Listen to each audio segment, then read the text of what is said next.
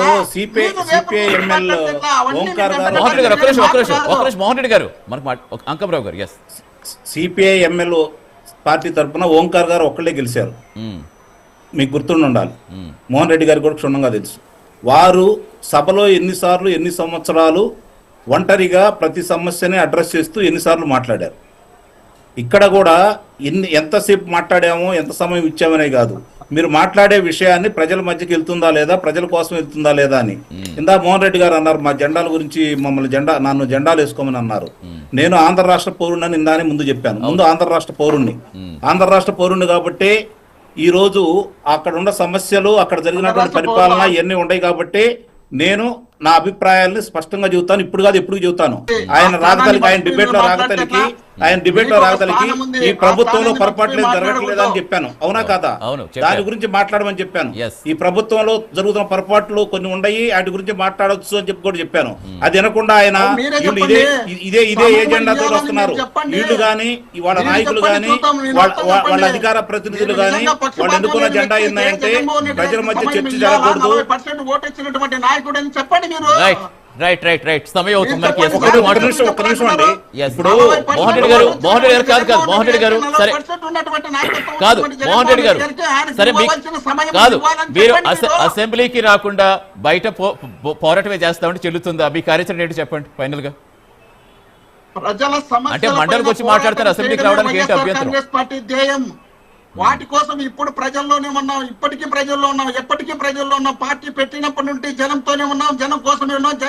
జగన్మోహన్ రెడ్డి అంటే జనం, జనం అంటే జగన్మోహన్ రెడ్డి నినాదంతోనే జరుగుతుంది. అందులో భాగంగానే జగన్మోహన్ రెడ్డి గారి పార్టీ ఓడిపోయినప్పటి నుండి ఇప్పటి వరకు వీళ్ళలాగా 3 సంవత్సరాలు ఇతర రాష్ట్రాల్లో కాదు మోహన్ రెడ్డి గారు పదే అది చెప్పడం కాదు. బయట ప్రజల్లో ఏముంది, ప్రజల ఏముందని కాదండి. అసెంబ్లీకి రావడానికి నజరీ గారు ఫైనల్ కంక్లూడ్ చేయండి. నజరీ గారు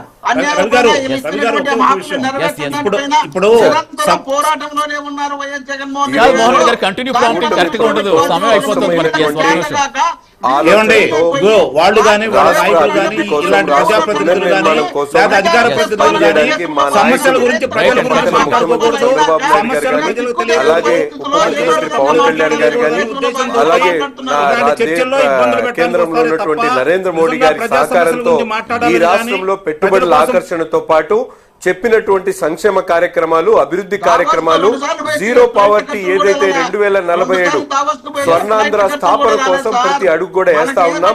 ఇటువంటి జగన్మోహన్ రెడ్డి గారి లాంటి వ్యక్తులు ఏదైతే పులివెందుల శాసనసభ్యుడిగా ఉన్నటువంటి జగన్మోహన్ రెడ్డి గారు తనకు ప్రజలు ఇచ్చినటువంటి అవకాశాన్ని, ఆ పార్టీకి సంబంధించినటువంటి నాయకులు ప్రజలు ఇచ్చినటువంటి అవకాశాన్ని సద్వినియోగం చేసుకొని ఏదైతే ఇటువంటి కార్యక్రమాలు రాష్ట్ర హితం కోసం పనిచేయాల్సినటువంటి అవసరం ఉంది.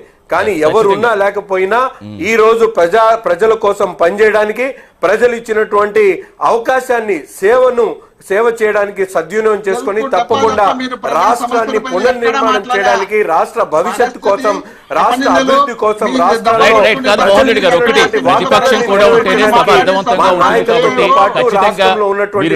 సభ్యులు అందరూ కూడా కలిసికట్టుగా పనిచేస్తామని చెప్పి ఈ సందర్భంగా తెలియజేస్తారు. ఖచ్చితంగా సమస్యలు వినిపించాలి, సమస్యలు వినిపించే విధంగా ప్రతిపక్ష సభ్యులు రావాలని మనం కోరుకుందాం సార్. థ్యాంక్ యూ నజీర్ గారు, థ్యాంక్ యూ అంకమరావు గారు, థ్యాంక్ యూ మోహన్ రెడ్డి గారు.